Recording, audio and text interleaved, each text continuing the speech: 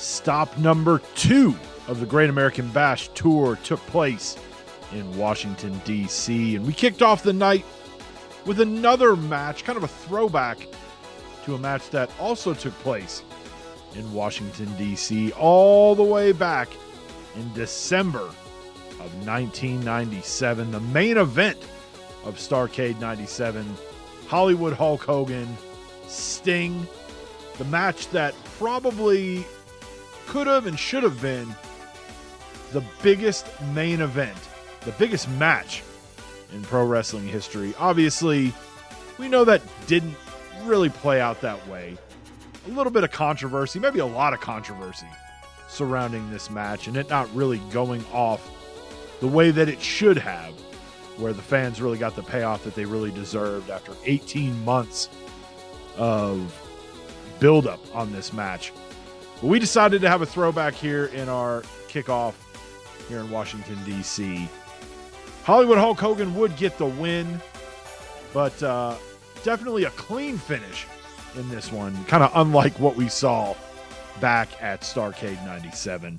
Hollywood Hulk Hogan, the winner, and on this night, the NWO reigns supreme.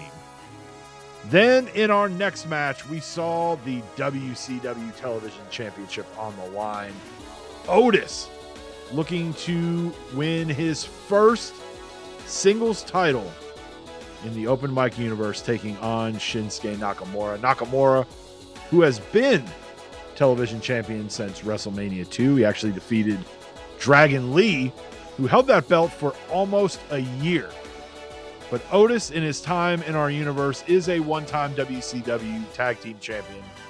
But the one thing we've seen over the last couple of months with Otis, obviously we saw at the beginning of the year, the run with the WCW tag titles with Chad Gable. Then the heartbreak of Gable turning on Otis to join Kurt Angle and Team Angle. But then we kind of saw Otis have kind of a good run at the beginning of his singles run. 2 big wins against Karrion Kross. A huge win against Chad Gable before Gable got drafted over to WWE. And then now here on night 2 of the Great American Bash Tour, Otis wins his very first singles championship. It was an exciting night, and we're all happy for Otis. Congratulations, Otis, the new WCW Television Champion. Then we saw a matchup between 2 WWE superstars, Seth Freakin Rollins and Gunther. Both guys here, as we kind of navigate year 3 of the universe, both guys have huge plans for the year. One thing that Rollins was able to do that Gunther was unable to do last year, and that was have a good run with the singles championship. We know from Rollins already, year 3, he's got bigger goals, and that goal is a world championship. But the same applies to Gunther. So much potential with him. We saw year 1, he was our first Mr. Money in the Bank, unsuccessfully cashed it in at WrestleMania 1. And then, while he's been in some big situations, he's really, when it comes down to championship matches, he has not been able to get the job done. Here, though, he would pick up a huge win against Seth Rollins. I would say year 2 in our universe on the WWE side, there wasn't a hotter superstar than Seth freaking Rollins. And here in Washington, D.C., Gunther picked up a big win against Rollins. Then we had a Falls Count Anywhere match for the WWE Intercontinental Championship, a rematch from Money in the Bank that saw Finn Balor walk away with the Intercontinental Championship. Randy Orton, though, wanting to get back his Intercontinental Championship. And in this one, last time around it was a steel cage. Balor was able to escape that cage to win the championship. But in this one, the falls can happen anywhere. There's no disqualifications, no countouts. We were going to have a winner, and that pinfall or submission could take place anywhere in the city of Washington, D.C. Orton there hits the RKO, but you can tell both men completely spent. Good reversal there by Balor, would go for a cover, but it wouldn't be enough to keep the Viper down. The action would move back into the ring, and Orton here with the signature RKO, and you can just tell the way this match is taking a toll on him, but he would be able to crawl over. I don't really know what the referee was doing there, but it didn't matter. That last RKO would be enough to get the 1, 2, 3. And once again, Randy Orton, your new WWE Intercontinental Champion, and the reign of the Viper, the Apex Predator, back on top. Then we would see a special tag team Hell in a Cell match between Chad Gable and Kurt Angle versus Kevin Owens and Sami Zayn. Now, Team Angle, as well as KO and Sami, there's been a lot of recent history between not even just these four. You can throw the Creeds in there as well. Now, Gable had an opportunity a few months back to try to take the European Championship from Kevin Owens. He was unsuccessful in that pursuit, but definitely a feud that got pretty nasty, especially on the Team Angle side. They really went out of their way to make KO and Sami's lives a living hell. And now being locked in the cell structure, there was nowhere for Gable or Angle to go. KO would hit a stunner, and Sami able to neutralize Kurt, and Kevin and Sami would get the win.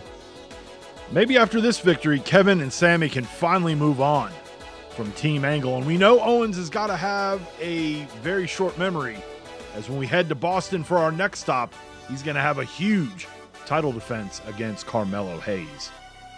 Then we would have the WCW Women's Championship on the line.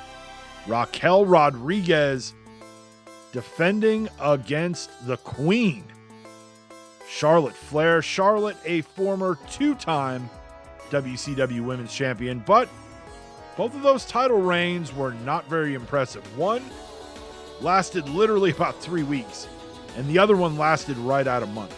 So, not the greatest of runs for Charlotte in our universe.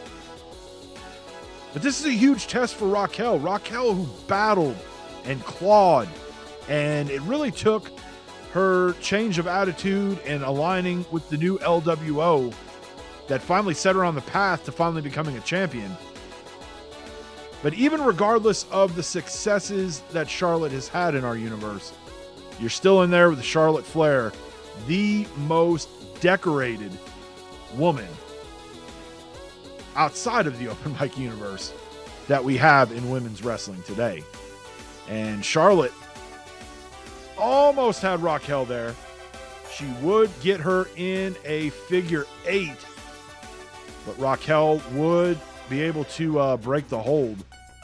Then we would see kind of a little tribute to Charlotte's dad, as she would give a little strut for the fans here in Washington, and then go for another cover and get the 3 count. Charlotte Flair now a 3-time WCW Women's Champion. It's going to be interesting. There's still going to be some title defenses to come as we make our way across the country on this Great American Bash Tour. What is going to be up next for our new WCW Women's Champion? Then we would have a special attraction match with Braun Breaker stepping into the ring with Washington's own Batista. Now, Batista, a legend. We've seen him in the open mic universe before in some, we saw him at SummerSlam a few years back. But when he heard that the Great American Bash was rolling through his hometown, he had to be a part of the show. And he handpicked Braun Breaker. Now, the one thing we've seen, Breaker, who's got this new alliance with Shane McMahon, And it really has not played out, I think, the way that he thought it would. And you know he wanted to be the bad guy here and spoil Batista's homecoming in front of his family and friends here in Washington, D.C. And good reversal there from Batista. He would hit a spear. That wouldn't be enough to keep Bron Breakker down. He delivers a vicious elbow drop, hooks the leg, and that would do it. Batista victorious here in his return to Washington, D.C. Maybe we'll see Batista again before the tour is over. Then in our main event, it'd be a match between two guys that we have seen do battle multiple times over the last few months. It really started back at WrestleMania 2 when this was our main event of night 2. Rey Mysterio, who earned that opportunity by winning the Elimination Chamber match. And it's carried over, and these two have traded victories back and forth. They've traded this title back and forth a couple times. And here on night 2 of the Great American Bash, AJ Styles would start this one off on fire. He brought it to Rey Mysterio, Despicable Rey. And it looked like this was going to be a short night for the phenomenal AJ Styles. It looked like he was going to regain that WCW World Heavyweight Championship. And then Dirty Dom would interject himself into the match, hit a 619 on AJ, and then follow that up with 3 Amigos and completely blindsiding AJ and really opening the door for helping his dad secure the victory and retaining the WCW World Heavyweight title.